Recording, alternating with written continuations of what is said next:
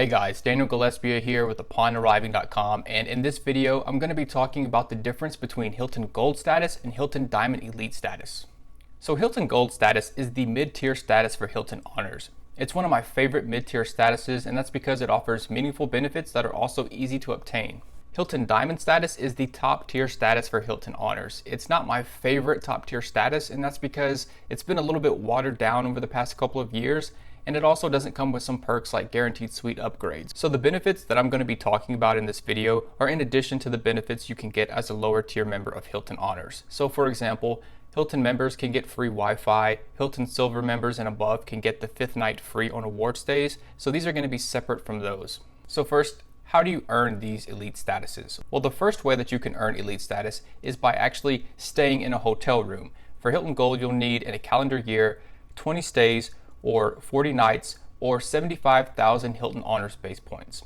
For Diamond, you'll need 30 stays, 60 nights, or 120,000 Hilton Honors base points. I personally recommend just going the credit card route because it's a lot easier and you got a few options to choose from. For Hilton Gold, you have the Amex Ascend card, and this is a pretty solid co-branded hotel card. It offers 12x on Hilton stays, which is actually pretty good, and it also has some special perks. You can get a free night after spending $15,000 in a year, which I'm not really crazy about that perk, and I don't think I would go out of my way to spend $15,000 on that. But if you really don't have any other use, for example, for another sign-up bonus, it's not a terrible use of $15,000 in a given year. The Ascend also has a kind of unique Priority Pass membership. Priority Pass is a global network of airport lounges all across the world, and with this card you can get 10 passes a year. So you can use that for you, or you can bring in some guests with you. And this is really a great membership for those people who don't need unlimited access for a bunch of trips throughout the year. Maybe they only take a handful of trips through the airport. This can actually be perfect for those type of people. You can also earn Hilton Gold status with the Amex Platinum card. The Amex Platinum is a benefits-rich premium credit card. It has an annual fee of $550, but it is loaded with benefits. It's probably the best card for airport lounge access, and you just get a lot of other perks. The Platinum card is going to be a much bigger investment, and you really want to take a look at all of the benefits that it offers before you go that route. To get Diamond status, you can get the Hilton Aspire card. The Aspire is definitely one of my favorite hotel co-branded cards, and that's just because it just offers so much. You earn a whopping 14x on Hilton stays, which adds up very quickly, and it's one of the best points earning cards for hotels. This card is also loaded with travel credits for airlines, for resorts, and it is one of the easiest cards to offset the annual fee. You can also utilize status challenges and status matches to get to gold or diamond status. Status challenges are basically an offer that comes around and says, hey, we'll give you gold or diamond status if you make 10 or 12 stays in the next 60 or 90 days or something along those lines, and they can come in various forms. One of the best challenges for Hilton Gold is the Hilton MVP status challenge, and I actually made a video about MVP, so you should check that out if you're interested in that challenge. It only requires 4 stays, and it's one of the easiest routes to getting gold status. Status matches are a little bit different. Basically, Hilton says, oh, you have platinum status with Marriott, or you have platinum status with this program. We're going to go ahead and give you diamond status. And one of the easiest routes to go with this is something that we did a couple of years ago. If you have a Chase IHG credit card, that gives you IHG Platinum status, and that is technically a mid-tier status of IHG, but Hilton is known to match that mid-tier status to their top-tier Diamond status.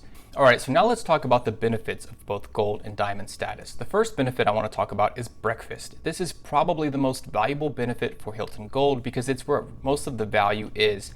If you're staying at a nice property like a Waldorf or a Conrad property, you can easily get over $50 to $60 or more worth of value from breakfast alone. The terms and conditions do limit it to just 2 people, but if you have multiple rooms, sometimes you can contact the hotel or you can just kind of talk with them, and they might be willing to extend those benefits to other family or friends, but that's something that is just very hotel specific. The next benefit is lounge access. Now with Hilton Diamond status, you'll automatically be given access to the executive lounge. With Gold status, it's a little bit different, and it depends on your upgrade. If you get upgraded to an executive floor room, or if you get upgraded to a room that gives you executive club access, then you can get into the lounge.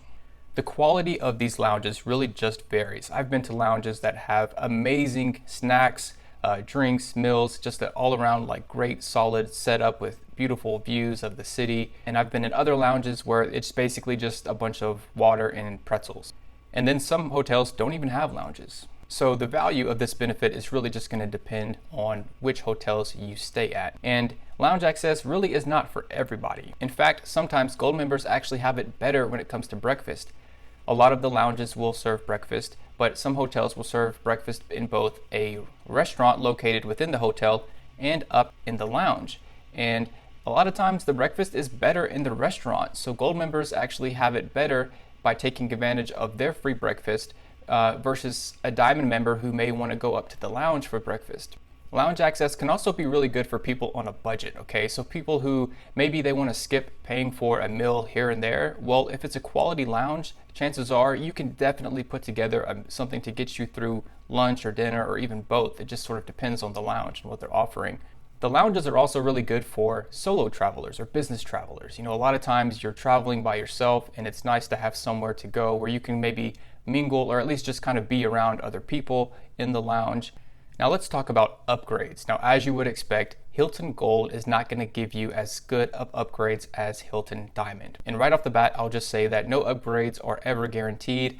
As a Hilton Diamond member, I have been to properties where they do not give me any kind of upgrade. So, you know, there are a lot of complaints out there of people who have said, you know, I haven't had much luck with upgrades. And that's what I was talking about earlier about how it kind of feels like Hilton Diamond's been watered down just a little bit, but that doesn't mean that you can't still get solid upgrades. You definitely can.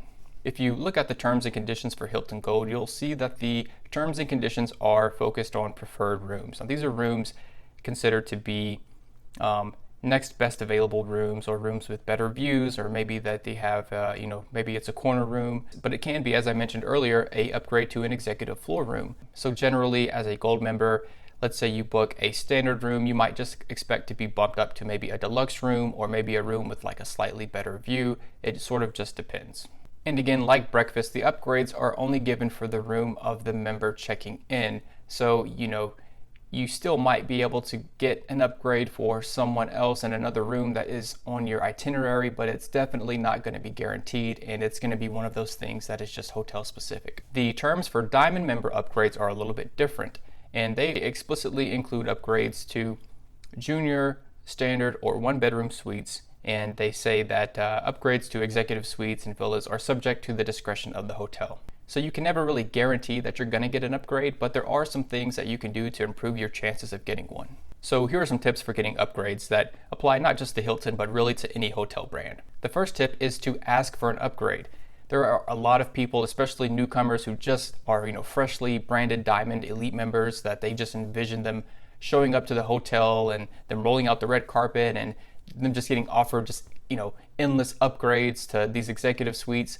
But in reality, I've been to hotels where they don't even reference, mention, or acknowledge my Diamond status. And so I'm usually the one who has to say, hey, are there any upgrades for, a Diamond Elite member? Another tip is to ask about upgrades mid-stay. A lot of people, if they come in for a 4 or 5 night stay, they may inquire about an upgrade that first day when they check in, and then they just forget about it. But they don't realize that they could check in for an upgrade the next day or the next day, and maybe, after 2 nights, something opens up and you can get moved over to a suite, and the hotel staff will usually take all your bags and move them over for you. So definitely, don't be shy or don't forget to check in about upgrades in the middle of your stay. Something else you can do is you can check in later in the day.